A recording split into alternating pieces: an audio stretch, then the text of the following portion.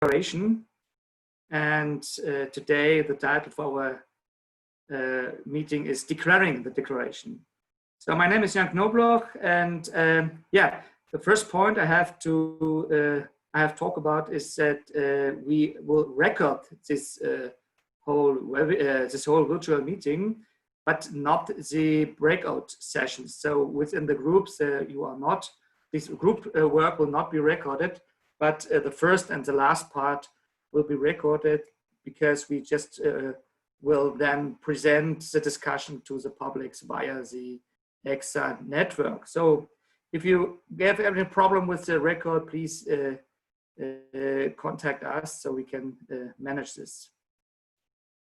Yeah, thank you very much again for your support. It is the second virtual meeting, and for the introduction, simple again, the idea or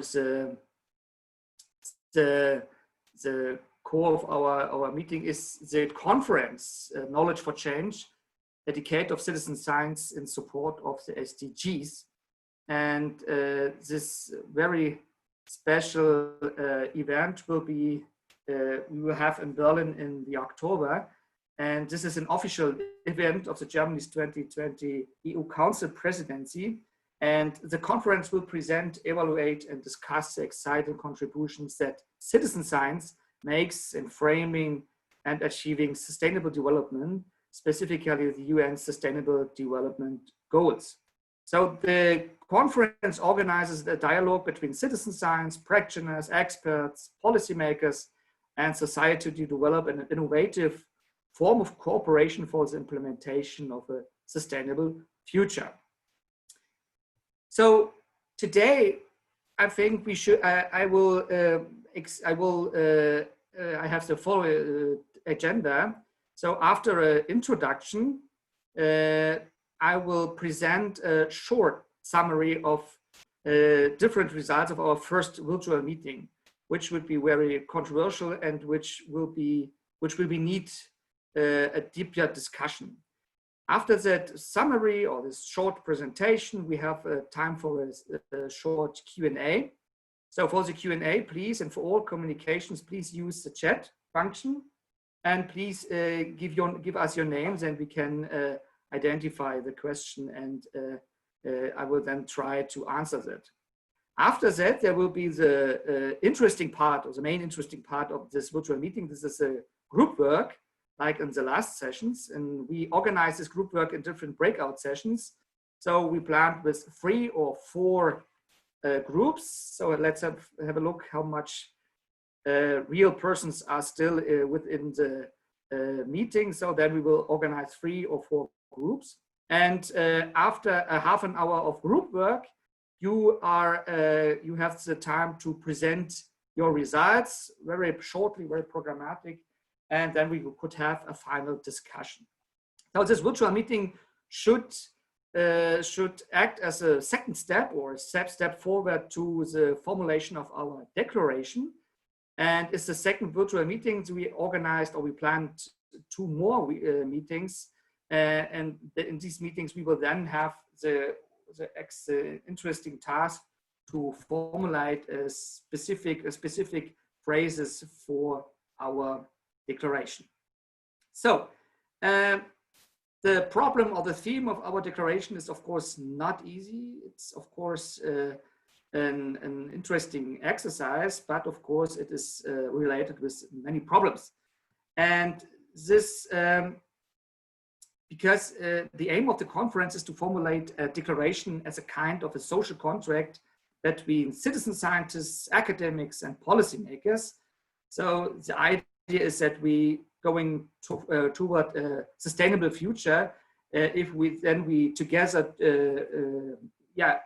together search for knowledge for this change, and for this search we need partnerships for change. So the contract is a voluntary commitment by all partners to advance the agenda of the SDGs according to their possibilities. The whole process, also our meeting today, is a participatory process which creates an exchange of mutual expectations and interests whose overlaps and will be set in the declaration's aims and scopes. So let me go forward to the results, the discussion of the results of the last meeting. I framed these the different points into 4 keywords, or under 4 keywords, which should be, give a structure of the different results of the discussion of the last or first virtual meeting. So the challenge, I called this, I labeled this the challenge, the foundations, the process of the preparation, and aims. So in the first virtual meeting, we had some points which we discussed as a specific challenge for this declaration, or for the goal of the declaration. And here it was very interesting for me that in the discussions there would be identified a dilemma, maybe, that is because the SDGs as a goals from the policy, from the political systems, are goals which are measured by outcomes. Citizen science, however, is a practice that is not related to any discipline. So when we talk about the fruitful partnership or fruitful relationship between citizen science and the SDGs, we have to discuss the specific positions of the SDGs on one hand and of the citizen science as a specific practice on the other hand. So here it was a very interesting point that the argument that citizen science is not about the outcome itself. So here we have to find a specific formulation how we could put the citizen science into the right position relating to the SDGs. Another point, which is a great challenge for our declaration, is that the SDGs and the interconnections are complex, and this complexity needs to be made clear and explicit. So this is maybe a second task within the tasks. And of course, the measurement of the SDGs, of the goals of the SDGs, are not clear yet. And so the question always is actual how to measure the goals. And finally, a main challenge is the point of communication, how we could communicate the goals, how could we communicate the position or the support of the citizen science for these SDGs. So these are all challenges for the declaration, and of course needs a further discussion. What we talked about, the foundations of the declaration. Here, an interesting point was made by the question of narrative. So within different groups in the last session, there was the idea that we need a narrative on the why we need a declaration with clear objectives and a citizen science as an enabler to achieve SDGs.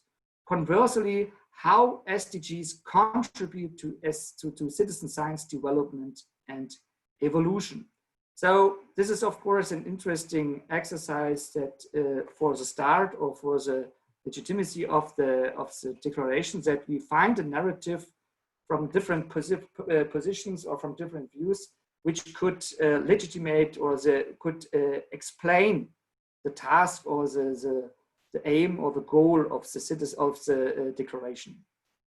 The next point is the question of the audience. This is, of course, the declaration is not a declaration for citizen scientists. It's a declaration for, we could say, the whole society. Also policymakers, civil society, and the academics and other stakeholder groups.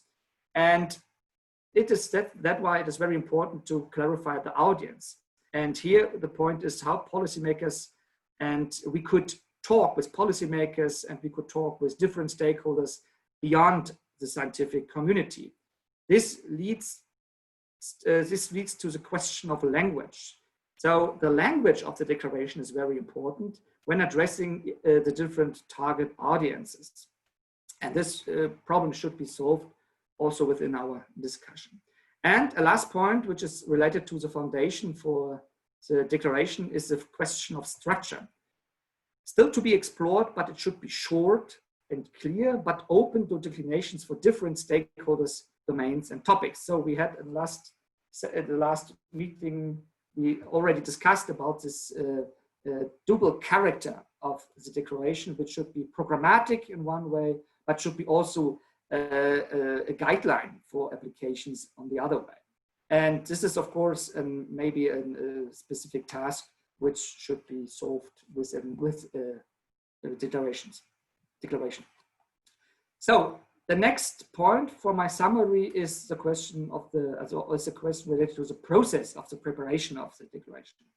Here it is a concept that this all is a bottom-up approach, and the relevance to citizens are important. So I think with our approach of different virtual meetings and a wide discussion, we will fit this idea, and the task or the exercise is, or the challenge is that this bottom-up approach should also give or produce interesting results. So it's not only the level of discussion is very important, but also that we should at the end decide specific tasks or specific phrases for the declaration.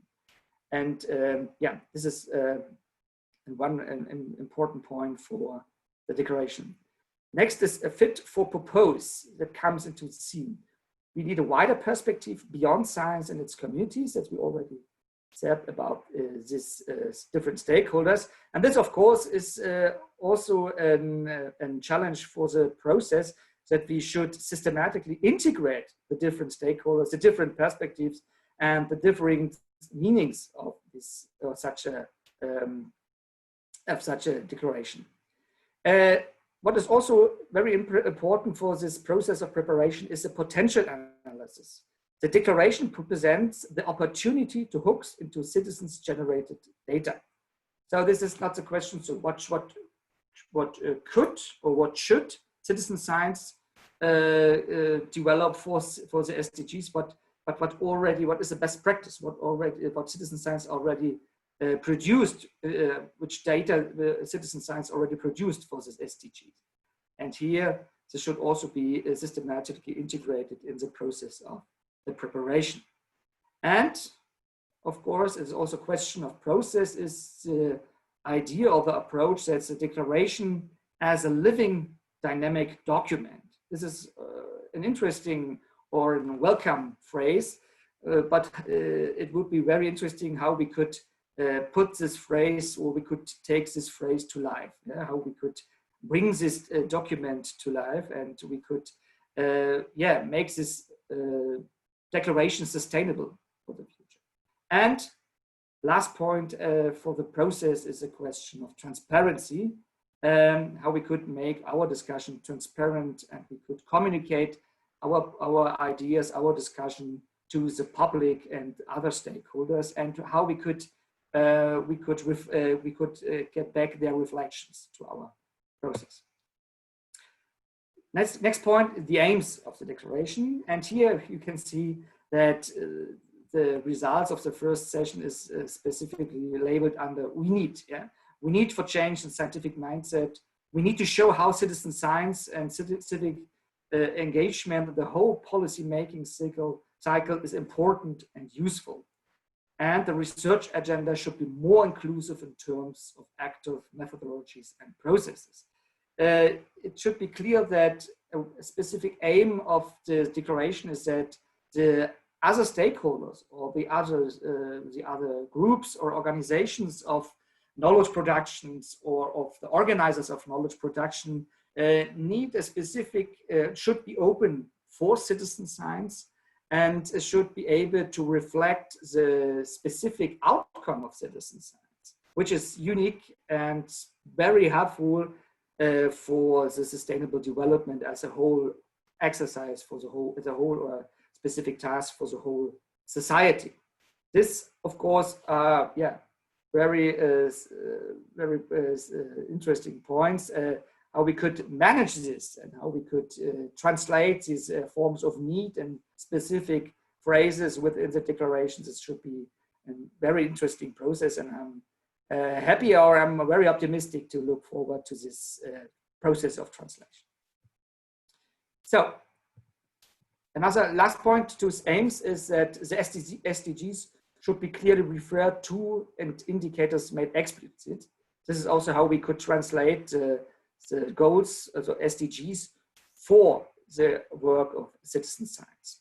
We need to decide whether to focus only on citizen science or broader dimension sustainable development. This is also a key problem or a key issue for our further discussion, that we try to, to formulate a declaration which is able to identify the position or the support for citizen science for the whole process of sustainable development in one point, but also to put this support down to specific SDGs or specific indicators, to specific data management, measurement tasks. And this is, I think, it is a challenge, but I'm also very optimistic that we could manage this. And the last point is that challenges and issues is one point that we have talked about if we talk about the relationship of SDGs and citizen science, but it's also a problem of action. So it's not to say we need this, but also that in terms of the relationship of citizen science and the SDGs, that we have to talk about actions. So what we should do or what is needed to do. So this is my programmatic overview of the discussion of the last virtual meeting. So now it's time for a short Q&A, and you have any comments or specific questions? And open my chat, so a lot of things. So I see there's the discussion, the broader development or the specific SDGs.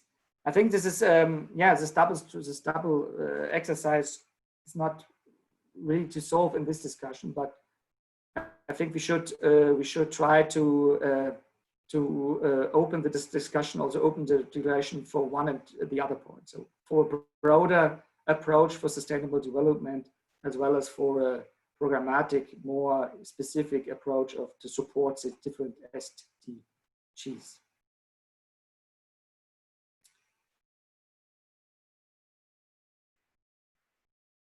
I see. So I have now, I read in the chat, so co-creation, of course, this is, I think co-creation is also a double feature in our processes. So co-creation is already established in the process of this bottom-up process of the declaration and the discussion of the declaration on the conference in October. But of course, we should also think about an instrument or a tool which we can describe within the declaration, and this tool is how we could formalize co-creation or the co-creation processes for the support of from citizen science to the SDGs. Alexander, thank you for the information about Tarifica. Yes, we already have this in the last discussion, and we have this in mind. Okay, I see Jillian wants to speak. Please. I also was commenting in the chat, which I think is what most people are doing, but then I thought maybe we can take it to having more people actually make comments also. So I just wanted to say that I think that one of the real strengths of the declaration, which is also what people are saying in the chat, would be to make this link on how do we actually use citizen science as a way to stimulate citizen engagement, and how do we bring data that's collected through citizen science back to local communities to demonstrate where are the problems and what actions would be effective and where those actions should take place. And so I think if we also focus on citizen science is useful for measuring the SDGs, but it's also useful for targeting action and citizen engagement and getting more people to be a part of the solution. And I think that that would be a really powerful message for the declaration. Thanks. Yeah, thank you for this comment. Well, I think too, it's one point for the policymakers to look sharply on the citizen scientists or citizen science is the hope that citizen science will not just measure data, but also to support the civic engagement, to mobilize people for sustainable development or sustainable change as a whole social process. And with this is also a specific feature of or a specific characteristic of the citizen science, which is unique in relating to other academic disciplines or other academics organizations or practices. This is this point of participation and mobilization, and this we should. I totally agree with you. We should this make point very, very strong within the declaration. So maybe it's now time to go to the different groups, and I'm looking forward for the fruitful discussions within the groups. So Claudia now will take you to the different groups, and I will give you some final informations for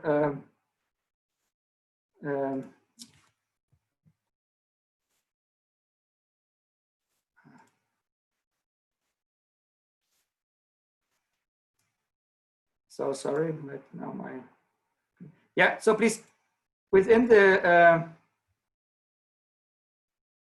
so in the groups, please use the documents, the Google Docs, like in the last session. And so everybody could use the link and could work on this document. And the questions they are in the document. They are not really exercises or tasks for you, but these points are only points for and support for the discussion for your group work. And I don't know, still I can't open this. So I hope that everybody can hear me. And no, I have this. Okay. So now I have it. So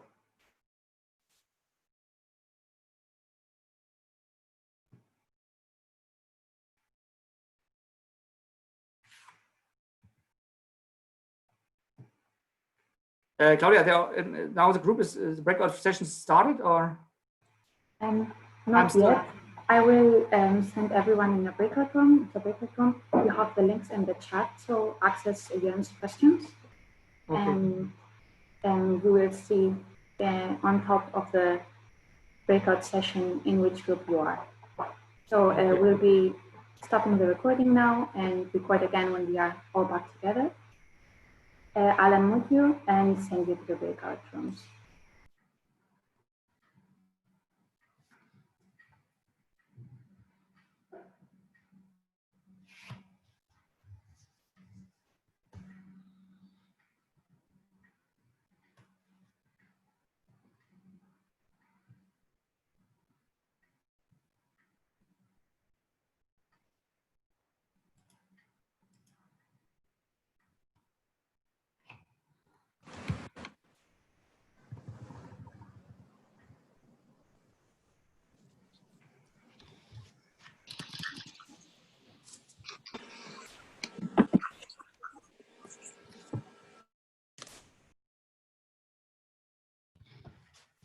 Yeah, welcome back.